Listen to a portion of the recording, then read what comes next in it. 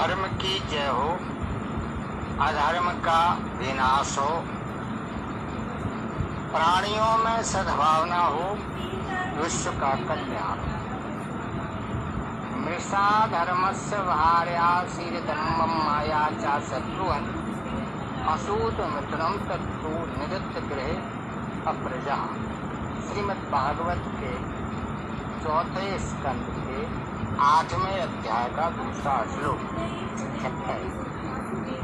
अधर्म विधि पुत्र मृषा है ताकि जाया, द्वैतिन के संतान दम्भ सुतपुत्री माया, ते पति पत्नी भये लोभ सड़ता द्वय जाए, दंपति हो के जनन क्रोध हिंसा उपजाए।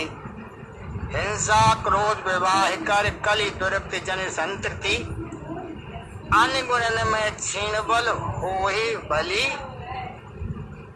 कलि में अति। ब्रह्मा जी के दुष्ट देश से अधर्म की उत्पत्ति हुई और वायु देश से निवृत्ति असत्य। ये दोनों भाई एक ही स्वभाव के थे। अधर्म ने मृषा के साथ विवाह किया। अधर्म और मृषा के गर्भ से दंभ नाम का पुत्र और माया नाम की कन्या उत्पन्न हुई। ऐसा कहा जाता है कि बेटे में बाप के से प्राय गुण होते और लड़की में माता से। अधर्म सदा दंभ से होता है। अधर्म की रक्षा दंभ से ही होती है। दंभ का नाम पाखंड भी है। पाखंड का अर्थ ही पाप का चिन्ह है। इस प्रकार मृषा झूठी वाणी से माया उत्पन्न होती है। मृषा की रक्षा माया से होती है। अधर्म के भाई निवृत्ति का विवाह ही नहीं होगा, इसलिए उसने इन दोनों संतानों को गोद ले लिया। उसी ने इन दोनों को पाला पोसा, क्योंकि अधर्म को अपनी संतान के प्रति अनुराग नहीं था। अधर्म ही ठहरा, इसलिए ये दोनों निवृत्ति असत्य के पुत्र बच्चे कहलाए। दंभ मृषा यद्यपि सगे भाई बहन थे, किंतु अधर्म की संतति होने से इन दोनों ने आपस में विवाह कर लिया, इसलिए ये पति पत्नी बन गए। इनके भी 2 संतान हुई, एक लोभ नाम का पुत्र और निकृति सत्ता नाम की लड़की। जो बाप दादे करते आते हैं वही बच्चे भी करते हैं। इसलिए लोभ ने अपनी सगी बहन निकृति को बहू बना लिया। इसके भी क्रोध नाम का पुत्र और हिंसा नाम की पुत्री हुई। अब तो वंश परंपरा चल पड़ी, कुलाचार हो गया। क्रोध ने ही अपनी बहन हिंसा के साथ विवाह कर लिया। जैसे दक्षिण देश में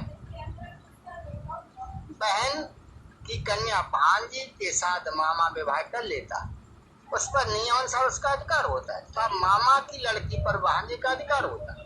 मामा फूफियों के लड़कों में उदय विवाह होते।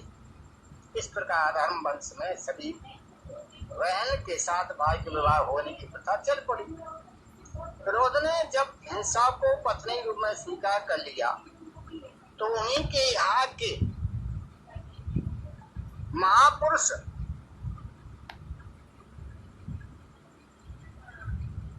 कलयुग देवता उत्पन्न हुए, जिन्होंने आजकल लोगों की नाकों में चने चबार खुआ दी। इनकी एक बहन दुरुक्ति माने कटु वचन, निंदा भी हुई। उसने इसे आगे चल के अपनी वंश परंपरा के अनुसार पत्नी बना लिया।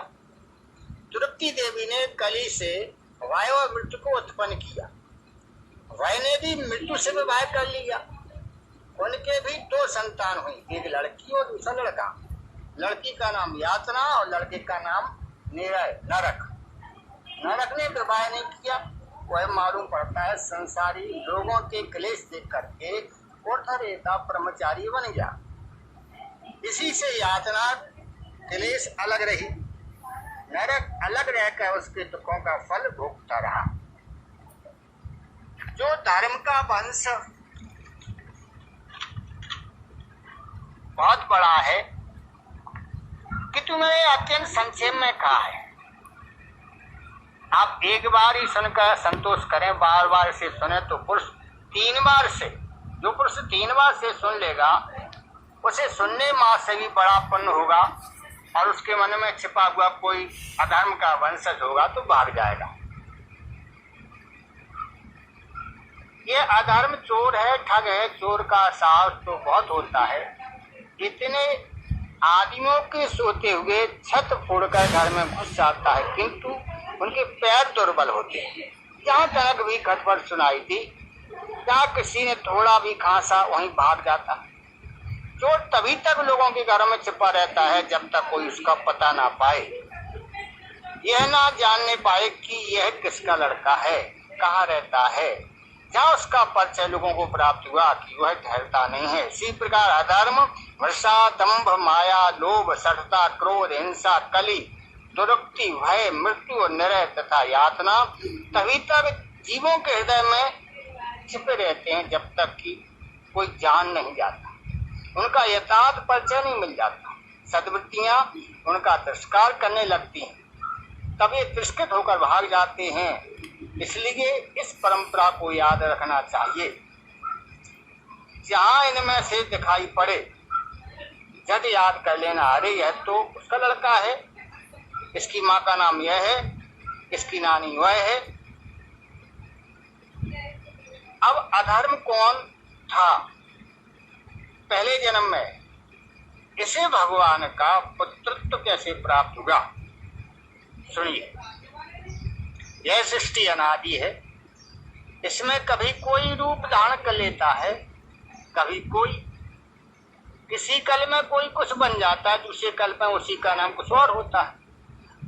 अब जो मनु है दूसरे कल्प में इंद्र हो जाता है, और आज जो इंद्र है दूसरे कल्प में मनु अर्थात मनु का पुत्र हो जाता है। इस अधर्म के संबंध में पुराणों में एक कथा आती है। प्रयागराज में अनेक बार प्रत्येक माघ मकर में कल्पवास होता है। गंगा यमुना वर्षा में बढ़कर के जितने स्थानों को कल्प नवीन कर देती है, उन दोनों के बीच की भूमि को कल्प स्थल, नूतन भूमि कहते हैं। इसमें 1 महीने वास करने का नाम कल्पवास है। माघ लगते ही वहां बड़ा ठाट बाट जम जाता है। साधु संतों के अखाड़े, राजे महाराजे, सेठ साहूकार सभी आकर के अपनी कुटिया बना लेते, दुकानें सज जाती, सड़कें बन जाती, लाखों लोग आते जाते। संसार भर के व्यापार होने लगते। अनजाने व्यक्ति आता है तो समझता है कि यह चहल पहल सदा बनी रहती होगी, यह नगर इसी तरह बसा रहता होगा। किंतु श्रावण भादों में जाइए, ना सड़क का पता, ना बाजार का पता, कोई अनुमान नहीं लगा सकता है कभी यहाँ बसती थी।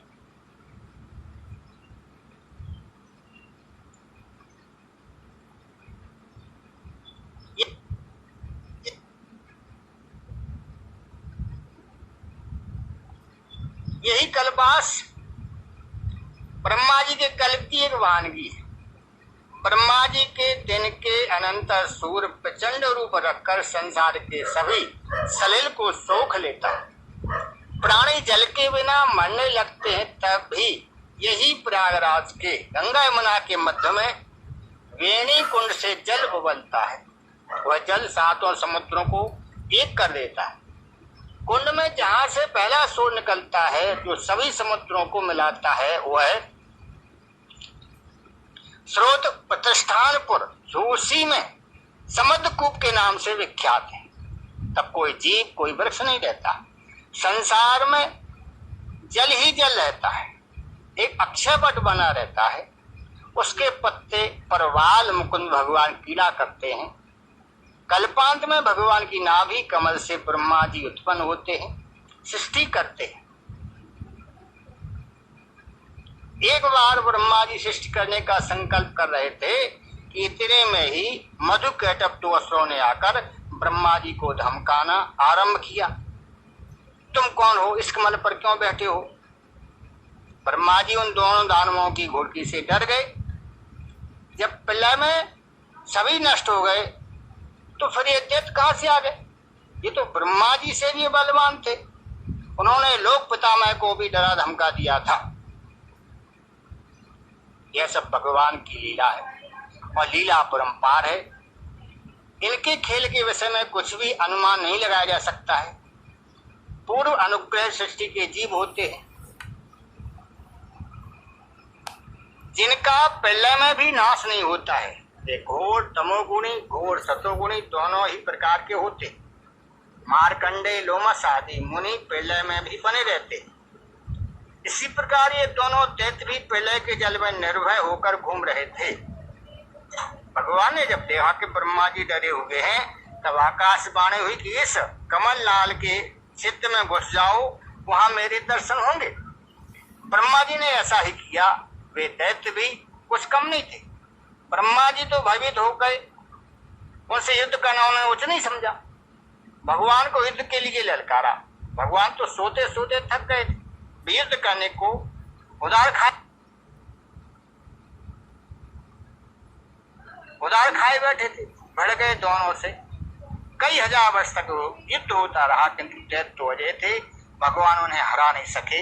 हाय रे लीला, जिनकी भक्ति विलास से अखंडों ब्रह्मांड बनते बिगड़ते रहते हैं, वे दोनों भनवों के समान दैत्यों को भी ना मार सके। मार देते तो फिर उनका बना बनाया सारा खेल बिगड़ जाता। ब्रह्मा जी अपने कमल पर फिर जा बैठे। दैत्यों ने फिर उन्हें धमकाना आरंभ किया। अब की भगवान पेट बांध करके पीतम्बर कस करके ताल ठोकर के फिर युद्ध के लिए खड़े हुए, परंतु उनकी सब तैयारियां धरी की धरी रह गई। दैत्यों का भी वाल बांका भी ना कर सके। अब उन्होंने छल आरंभ किया। इस विद्या में तो भगवान पूर्ण निपुण है। वे बोले, भैया तुम लोग बड़े बली हो, मैं तुम पर बड़ा प्रसन्न हूं, तुम मुझसे कोई वरदान मांगो। यह सुनकर के दोनों दैत्य बड़े जोरों से हंस पड़े। बोले, यह अच्छी बात रही, हम तुमसे हारे हैं क्या जो वरदान मांगे? तुम ही हमसे हारे हो, इसलिए तुम ही जो चाहो हमसे वरदान मांग लो। तुम जो चाहोगे वही हम वरदान देंगे। भगवान को तो इसी बात में लज्जाशील संकोच है ही नहीं। भिखारी बन जाए, दास बन जाए, सेवक बन जाए, व्रत बन जाए, सारथी हो जाए। उनकी बात सुनकर बोले, अच्छा भैया, तुम यदि मेरे पर प्रसन्न हो तो यही वरदान दो कि तुम दोनों मेरे हाथ से मारे जाओ। इतना सुनते ही दैत्यों के होश उड़ गए और अपना समय बनाकर कहने लगे, अरे यह तो बड़ा छलिया निकला, इसने तो हमें ठग लिया है। अब तो हम वरदान दे ही चुके हैं, किंतु वरदान हम भी मांगेंगे। भगवान ने कहा, बोलो तुम क्या मांगते हो, मैं वही वरदान तुम्हें दूंगा। तो दोनों दैत्य बोले कि आप हमें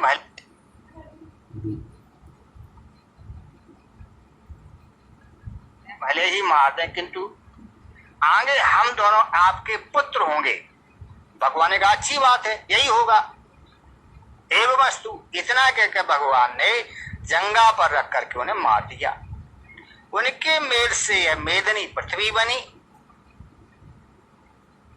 वे ही दोनों आकर विराट भगवान के अधम और निरति पुत्र हुए, जो इस कल्प में ब्रह्मा के पृष्ठभाग और वायु स्थान से प्रकट हुए।